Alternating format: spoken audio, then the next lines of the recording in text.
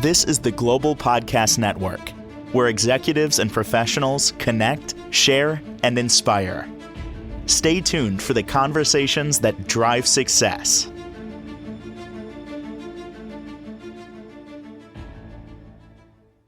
He has been doing this for decades in bringing joy to kids' parties, even adult parties, whatever it might be, as an incredible magician. But it goes deeper than that. He is a showman, a professional. Today we're going to talk about, he's also a motivational speaker, by the way. Today we're going to talk about hiring somebody for a party and all that goes into it. And this is for those of us that want to hire a party or an entertainer for our kids' party or any other party, but also for those who are maybe looking to get into the industry, or maybe you're into it and you want some insight. The amazing Kevin joins us on the program. Kevin McGuire's here. How you doing today? I'm doing great, Steve. Thank you. Just another glorious, wonderful day today. You know, there are so many things that I didn't know when I first started out and doing this, and it was how do I get my leads? When do I show up to the party? How do I create my schedule? You know, I have all these other places, the ideal way would be to have a magic show in every block of the area that you're working in, so that you just go out one door and drive down the street and hit the next one and drive down the street to hit the next one, and so forth and so forth. It's not like that. In some cases it is, depending on the density of the area and the high popularity demand. You can almost create a circuit for your shows as you go and do them. It's a great point you bring up here, though, because I just saw a vision. If you did pool cleanings, you could say to somebody, or pool openings, yeah, I'm going to be in your neighborhood. I could hit you up, and then I got somebody else not far away, and then do 4 in succession. But when it comes to what you do, parties, it's very date specific. It's right. Time. Yeah. It's like Easter's coming around and everybody wants 12 o'clock. You get, it becomes a premium date. Dates like that, like Easter, Christmas, Halloween, those are premium days. Sorry, but we charge more because we can get, not because we can get more, it's just because it's a high popular date. I try to keep my prices pretty consistent across the board because I want repeat clients. Sure.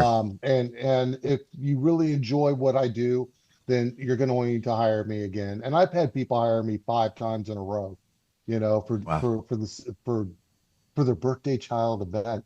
I've had people that, I did one client, their child turned 6, and then 5 years later, they hired me to do their 11th birthday. Wow. Because it's 5 years, but it's a repeat client, and they really, I made a really good impression.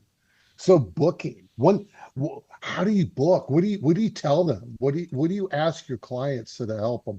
So I have a brief little text message that I'll send to you that, it's pretty much your name, date, time, location of the event, your email, phone number, your name. Okay.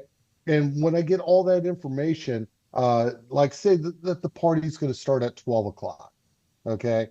And the guests are going to be arriving at noon. I said, well, normally you want to do it at like 12:30 or 12:45, within 30 to 45 minutes of your guest arriving. Okay. The ideal window time is 30 minutes for us because the attention span of children, the longer that they're idled, the more chaos is driven in. So bringing them in is a little bit harder. But when they first come in, they're like, yeah. But then when you bring them in to do the magic show, they sit. They sit and they are locked in for 45 minutes. Now, 45 minutes without an electronic device, that's magic. I don't care. That's magic in itself. Um, so with those events, I tell the clients, look, I'm going to show up a half an hour ahead of time. Uh, and while your guests are arriving, I will be setting up and getting ready for the show.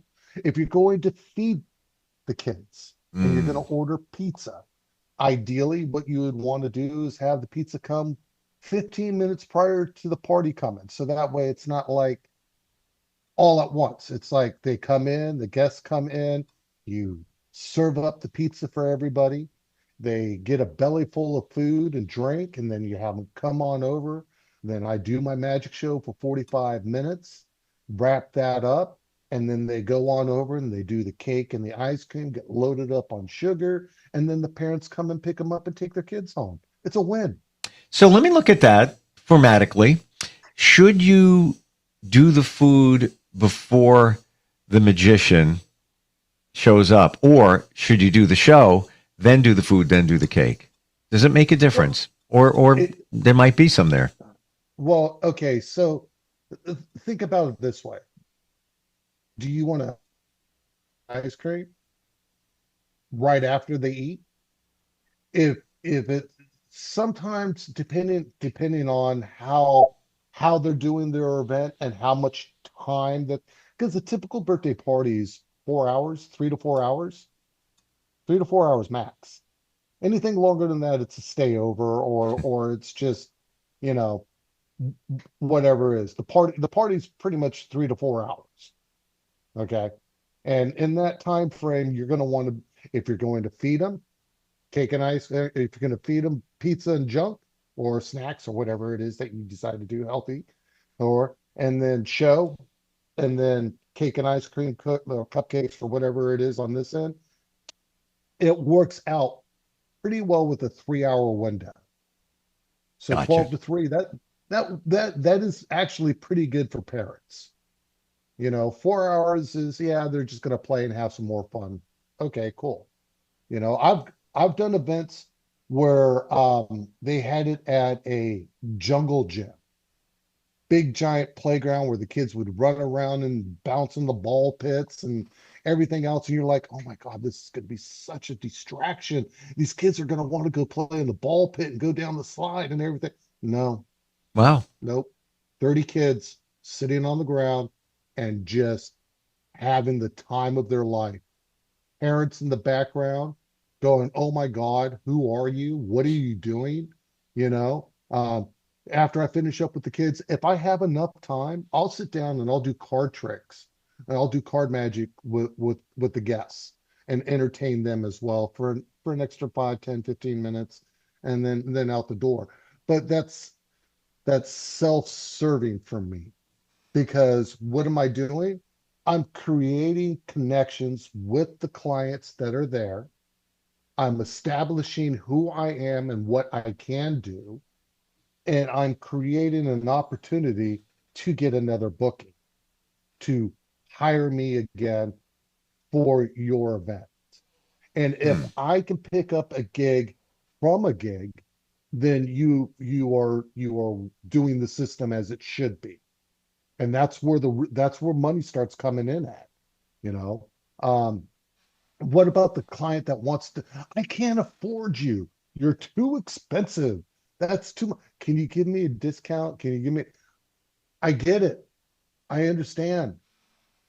Um, but again, there are the magicians that you could hire for $200 and they may or may not show.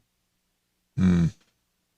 If you hire me and we have a term and agreement, I'm coming. Unless you decide to cancel, I'm going to be there. You're paying for me to be there for that day. So no other clients that come in after your booking, after I've sent the stuff off and you've paid the retainer, you're gold. Once that retainer is paid, somebody could call me up and say, "Hey, Kevin, can you come and do a $3,000 show for us?" And I would say, "I'm sorry, I'm booked."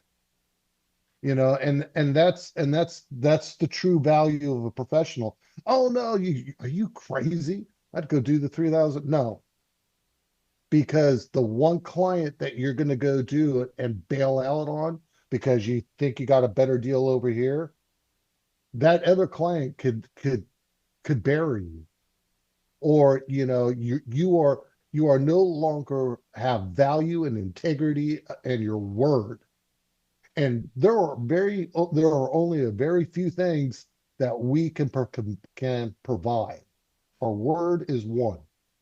Okay. Oh, your integrity, it's Accountability. everything. Yeah. If you're going to want to tank it and be, oh yeah, it was only one. No, I've missed a couple gigs in my time by double booking, which I don't double book anymore. I've missed a gig due to it just didn't make it to my calendar. Mm. And with clients like that, I've returned I've given them full refunds, uh, retainers, free shows, anything that I could do to reestablish the connection. But once the day is gone, it's lost. You're not going, you can't go back in time and recreate that one day to give it back to them. It's over. So you have to decide, you, God, there's just so much in that. You have to decide if it's worth it. And gosh So forbid you cancel on somebody because of the $3,000 gig and they find out. They see a post somewhere and there you are doing that gig when you should have been at theirs. I can't even are imagine what would happen from that point. are you ready for this one, Steve? This one sucked balls. Um, I had to cancel a gig on a lady because I had a death in the family. Mm. And she was uncompassionated about it. She had no compassion for it. I said, "Look, I am terribly sorry. I can't make it. I, I had a death in the family, and I'm dealing with some emotional. I'm emotional. I mean, come on. I lost my dad, Mm. and I said, look, I have somebody that can do the event. It will be the same price. Don't worry about the retainer. Just pay him the remaining balance for the event. I've set you up with somebody else that can be able to come out and do it and provide you. You'll still have a magician for the event." And she just went off. I regardless of the fact that I had a death. And I'm like, okay, so I understand this is your child's day, but my emotional side of things that I got going on, you have no compassion on that one. I'm just like, wow. Um, yeah, that was a hard one. I, I Wow. I don't ever like to cancel on anybody anyways, but again, Oof. and then okay, so we're at the party. We're at the party. We're getting ready to do a magic show. And the kids are running around like crazy. They're so hyped up and hyper on sugar that you can't even get them to sit still for 2 minutes, at least alone to start an introduction. And then the parents in the background, they're talking and chattering loud, and you're screaming at the top of your lungs just to be heard for the children in front. What do you do? Well, I say, "May I have your attention, please?" And scream or project a loud voice. "May I have your attention, please?" And when the room silence, I say, "Hello, thank you everybody for coming out. I do have a couple a couple announcements that I'd like to make. One of them is I love adult conversation. Adults in the back, I love you guys. You guys are absolutely wonderful. I'm so glad that you guys made it. And I understand adult conversation is the greatest thing in the world, especially when you got somebody that's entertaining the children and keeping it so that you are uninterrupted with that thirst of, oh my God, thank you for giving me a break. And Yeah. well, even though that you may think a whisper, maybe. But when you start talking, it becomes louder and louder. Understand that the whisper into the normal state of talk you are going to be louder than I. I have a recommendation. If you like, please come in, see the show, stay, and enjoy. But if you must have that conversation, I recommend that it's really nice outside, but if it's that cold, put on a coat and enjoy. I'm just saying, please be mindful of your conversations if they get too loud. All right. And then once I address the adults on the voice thing, as I go through the show, if there's a time and a spot that I can use, because I have a puppet, and I think I might have mentioned this once before. His name's Cece. So when I say, and Cece talks, and I'm like, shh. So I'm actually shooing a fake, a puppet, but it actually has a double edge. It shuts the parents up, makes Yeah, them listen. I love it And because then, you're not singling anybody out, but you're getting the message across. so now you got high energy kids. Now the kids are still wound up and they're not breaking. I picked this one up from my friend Eric Claus, the Great Zucchini. I love that guy. That guy is just a great children's premier children's entertainer. So he does a show, but he also does games in the show. Games not so much all the time, but how to burn off energy. And I'm like, that's genius. I'm like, okay. So when the kids are you know, acting all wild and crazy, I'll do an exercise. I'll do an exercise for them, stand up, get down, stand up, miscount, this, that, listen, play tag, hide and seek, come back 5 minutes, I'll go and find you, come freeze, monsters in the graveyard, whatever. A list of games and opportunities that you can interact with the kids to take out 5 minutes of them burning energy out. So then when they sit back down and you start the show and you do really powerful pow pow magic for them, because a lot of these kids haven't seen magic. They're a kid. Adults, we've seen that. We know how that's done. There's a thumb tip. Oh my goodness, I've seen that one before. But some adults, they have never seen magic.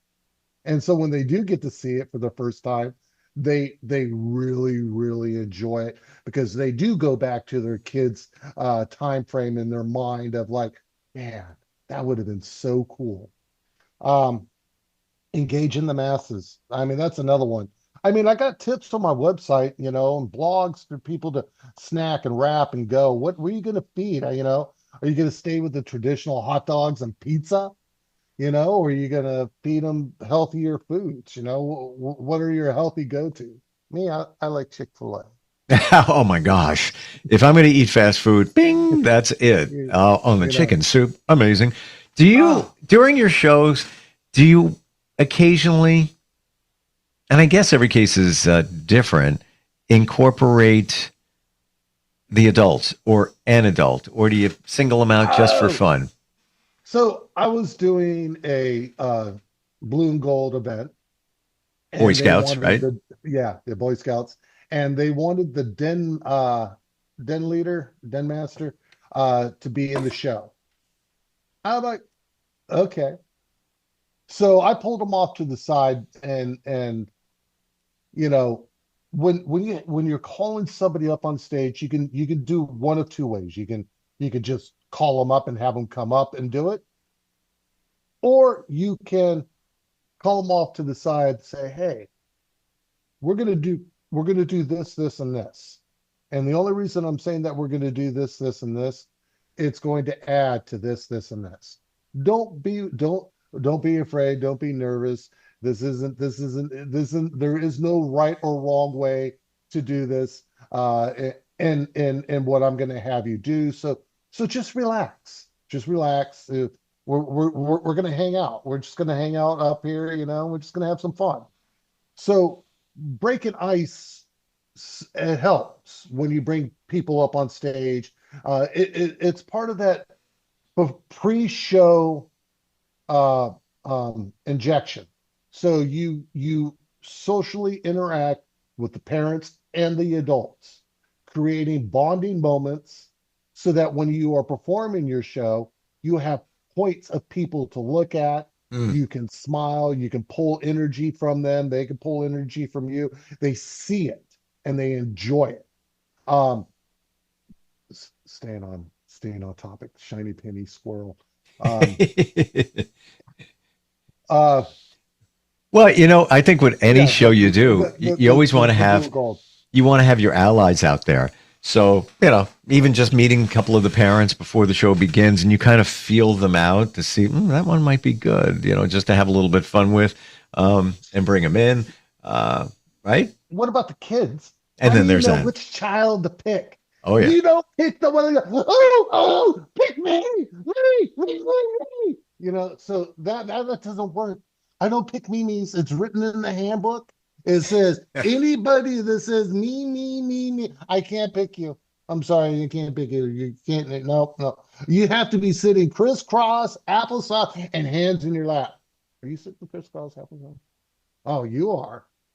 Okay, cool, cool. And the other one is I pretend like I have somebody behind the curtain, and I tell them, I say, hey, look, I have somebody behind the curtain right now, and they're taking notes on who's sitting crisscross applesauce, who's not talking during the show, who is eager to help but not, hold on, let me go check real quick. I look behind the curtain, and I'll be like, yeah. You mean the one in the striped shirt? Yeah. No. He's cool. He's cool. He's cool. Oh, what? Oh, the one with the. Did you get the one with the pink bow? And I'm like, okay, good, great. All right. It looks like everybody is still on the list, and you're on the good. So just saying. There's a I fun. I love this because it takes the responsibility off of you. You're never the bad guy because you're Right. dealing with, the person behind the curtain. You've got so many of these like little techniques that I'm sure over years you've acquired that nobody would ever think of, but this is because you're amazing, no pun intended, but yes, at what you do in terms of working with kids and recognizing things that work and don't work. Well, I hate to say it, but failure is success. In this kind of a case, you don't want to fail on national TV or while you're doing your YouTube or the podcast right now and flash or give a tale. No, everything has to be picture perfect, pristine. Um, and you should take that same kind of thought process throughout all your shows, whether they're live or not. Um, but the birthday parties, if you make a mistake, it's not very. You can hide it better. Yep.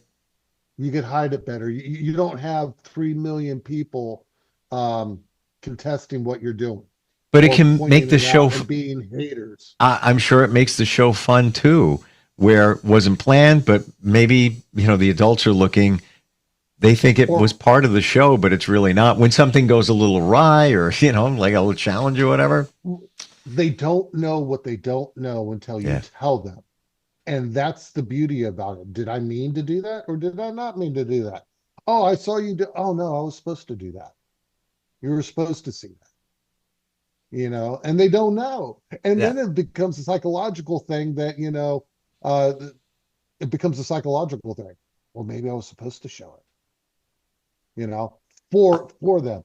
But again, your new clients are at the parties that you go to. Good places for to put your stuff out at. You got to know where the moms go. You got to know where mom is going to go. Moms go to hair salons.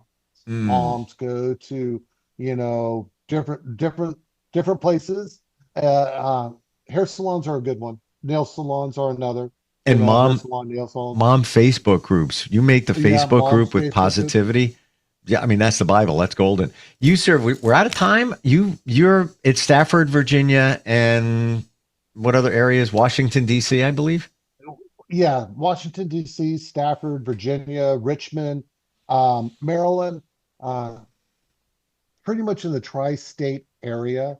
Um, I'll travel. I'll travel out of the state if you want me to come to you. I don't have a problem with that.